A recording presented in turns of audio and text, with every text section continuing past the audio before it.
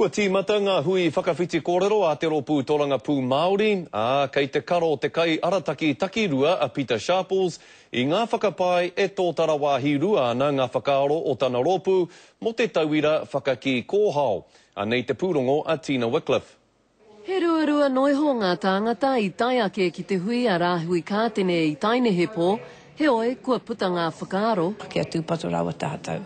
Hara nōu te moana, hara nāu te moana. Te moana nā te atua. Engari he whakaaro anō tō hone harawira, rāwa ko rāhui kātene.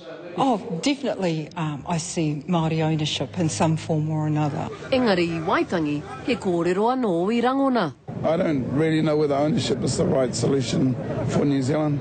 Koina hoki te whakatau a te kāhui rangatira a iwi, a ngā wiki tata nei i tū te ihu o hone harawira ki a rātau. Engari ki tā Peter Sharples, ka re he wehe i roto i te pāti Māori. Ko tahi ana ki te kaupapa, kia whakaronga ki te iwi, kia whakamaramati ki a iwi, kei he te mahi o te kāwanatanga i tēnei wā, me o rātou whakaaro, me te kimi whakaaro.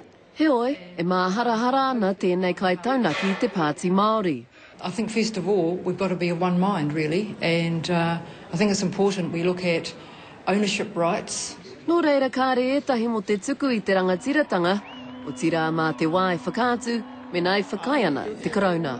Ka aru mohi o mena wā te anau ki te haere tahi me Chrissy tēnei wā, nā te nui o aku mai. He kōrero hau tērā ki te kāwanatanga, ai ki te māngai pāpāho a Chris Finlayson, aha kua pēhea kei te haere tonu ngā whakaritenga, ke whai wāhi ai te marea ki te whakaputa whakaaro mo te ture hau.